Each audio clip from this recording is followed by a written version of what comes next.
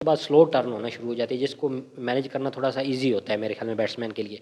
तो वही सुबह का दिन, जिस तरह आज नेथन लायन की सुबह बॉल थोड़ी सी तेज़ टर्न हो रही थी, वो मुश्किल हुई। बाद में थोड़ा सा जब फ्लैट हुई, धूप निकली, तो थोड़ा सी स्लो टर्न होने लग गई थी, जो बैट्समैन जिसको अक्षर पटेल वगैरह जो थे वो इजीली खेल रहे थे।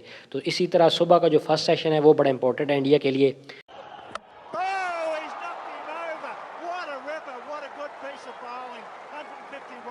जी, तो वेलकम करते हैं आपको हमारे यूट्यूब चैनल लेट्स क्रिकेट पे। तो ये टेस्ट मैच इंडिया और ऑस्ट्रेलिया का जो टेस्ट मैच है बड़ा ही ज़बरदस्त बनता जा रहा है। आज का दिन बड़ा ही इंटरेस्टिंग था, जैसे मैंने कल बताया था कि ये कल आज का दिन जो है वो डिसाइड करेगा ये कि ये मैच किस तरफ जाता दिखाई दे रहा है। लेकिन आज कुछ भी डिसाइड नहीं हुआ। दोनों टीम्स एक दफ़ा एक टीम टॉप पे आती थी, फिर दूसरी फाइट बैक करती थी, और इस तरह ही पूरा दिन चला है। बहुत ही ज़बरदस्त मज़ा आया देखने को। आज सुबह जब मैच शुरू हुआ तो ऑस्ट्रेलिया ने आते ही, जिस तरह मैंने कल प्रेडिक्ट किया था कि नेथन लायन जो है इतना क्लास का बॉलर है, उसका नागपुर का टेस्ट इतना अच्छा नहीं गया था, तो वो इस टेस्ट मैच में कम बैक करेगा। तो वही हुआ, आते ही पहले सेशन में उसने विकेटें ली और इंडिया के टॉप 4 जो बैट्समैन थे उसने उनको आउट कर दिया, जिसमें रोहित शर्मा, के राहुल, पुजारा और श्रेयस अय्यर, उन सबको उसने आउट किया शुरू में पहले सेशन में ही। तो उसने बड़ा ज़बरदस्त कम बैक किया है। उस वक्त ऑस्ट्रेलिया बिल्कुल ऑन टॉप आ गया था और मुझे लगा था कि शायद इंडिया कोलैप्स कर रहा है, लेकिन उसके बाद 66 पे 4 आउट होने के बाद उसके बाद थोड़ी सी विराट कोहली की और उसकी जडेजा की पार्टनरशिप लगी। विराट कोहली बड़ी शानदार बैटिंग कर रहे थे। उन्होंने 95% बॉल्स जो हैं वो मिडल की हैं आज, और लग रहा था कि शायद वो इस दफ़ा आज जो है ज़्यादा एक लंबी इनिंग खेल जाएंगे। बड़े ज़बरदस्त उसने बैटिंग की है, लेकिन 44 रन्स पे उसको एक कंट्रोवर्शियल डिसीजन हुआ है और उसको आउट दे दिया गया है। मेरे ख्याल में वो बॉल मुझे लग रहा था कि शायद बैट के साथ लग के फिर पैड पे लगी है, लेकिन थोड़ा सा कन्फ्यूजन थी उसमें, तो बेनिफिट ऑफ डाउट आप बैट्समैन को मेरे ख्याल में मिलना चाहिए था, जो कि नहीं मिला। सिमिलर जिस तरह न्यूजीलैंड की सीरीज़ में विराट कोहली के साथ हुआ था वैसा ही हुआ है आज भी, और यही एम्पायर भी यही थे और बिल्कुल सेम इसी तरह का डिसमिसल था, और उस वक्त भी कोहली को आउट दिया गया था और आज भी।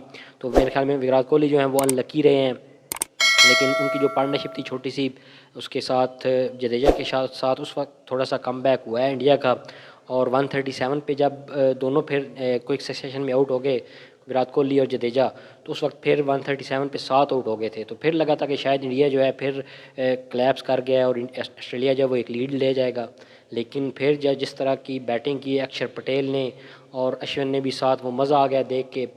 खासकर जो अक्षर पटेल की बैटिंग है मेरे ख्याल में बहुत ही ज़बरदस्त वो खेला है पहले टेस्ट मैच में भी, और आज भी जिस तरह की इनिंग उसने खेली है। स्पिनर्स की बॉल टर्न हो रही थी, नेथन लायन अच्छी बॉलिंग कर रहे थे, दुनिया का मेरे ख्याल में टॉप का स्पिनर है, उसके अगेंस्ट जिस तरह वो कॉन्फिडेंस से खेल रहा था और लूज़ बॉल्स को बाउंड्री में कन्वर्ट कर रहा था, बड़ी ज़बरदस्त मज़ा आया उसको देख के। और उनकी जो अश्विन और उनकी जो पार्टनरशिप 114 रन की हुई 8वीं विकेट की, तो उस गेम उस इनिंग से, उस पार्टनरशिप से इंडिया ने एक दफ़ा फिर इस टेस्ट मैच में कम बैक कर लिया था। तो जैसे मैंने कहा है कि आज का दिन इसी तरह रोलर कोस्टर रहा है। एक दफ़ा एक टीम टॉप पे आती थी, फिर दूसरी कम बैक करती थी, फिर दूसरी टीम फाइट बैक करती थी। इसी तरह जब पार्टनरशिप लग रही थी जडेजा, उसकी अक्षर पटेल और अश्विन की, फिर लगा था कि शायद ऑस्ट्रेलिया फ्लैट नज़र आ रहा था और लग रहा था कि इंडिया शायद कुछ 50-100 रन की लीड ले जाएगा। लेकिन फिर एक दफ़ा ऑस्ट्रेलिया ने कम बैक किया और आखिरी जो 3 विकेटें थी वो क्विक हासिल की। जब सिर्फ 1 रन की लीड रह गई थी, तब जाके ऑस्ट्रेलिया ने आखिरी विकेटें जल्दी हासिल की और सिर्फ 1 रन की लीड ऑस्ट्रेलिया ले सका इंडिया की फाइट बैक की वजह से।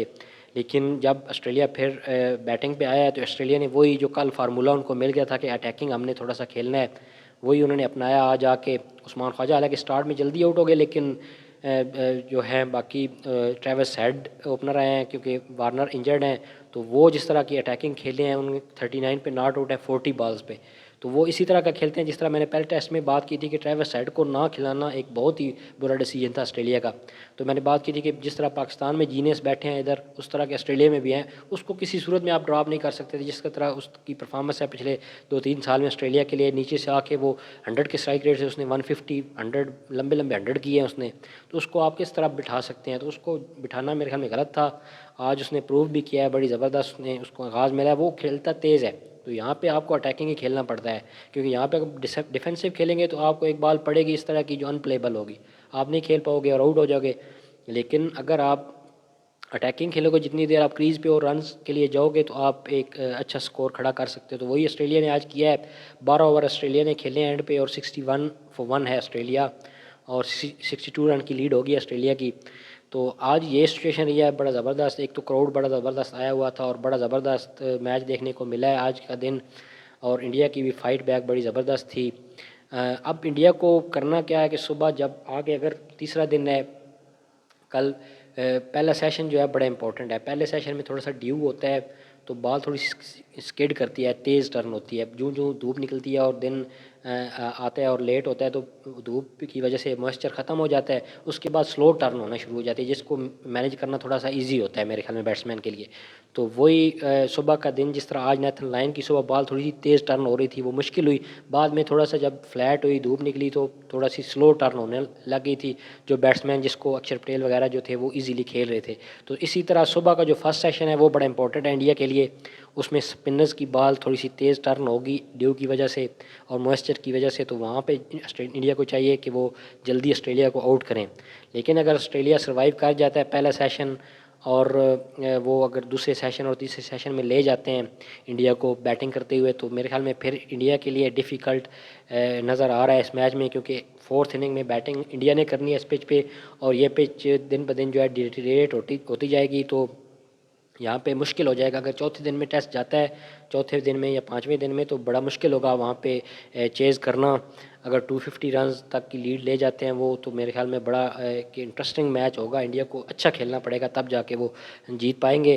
तो ये मैच एक इंटरेस्टिंग सूरत हाल में दाखिल हो गया। जैसे मैंने कहा है कि कल पहला सेशन जो है वो इंडिया के लिए बड़ा इंपॉर्टेंट है कि वहाँ पर आपने विकटें लेनी है, तो फिर आप इस मैच को जीत सकते हैं। तो आज इस मैच के बारे में ये थोड़ा सा एक रिव्यू था। अगर आपको पसंद आए तो वीडियो को लाइक कर दें और चैनल को सब्सक्राइब कर दें। अगली वीडियो तक के लिए अल्लाह हाफ़िज़।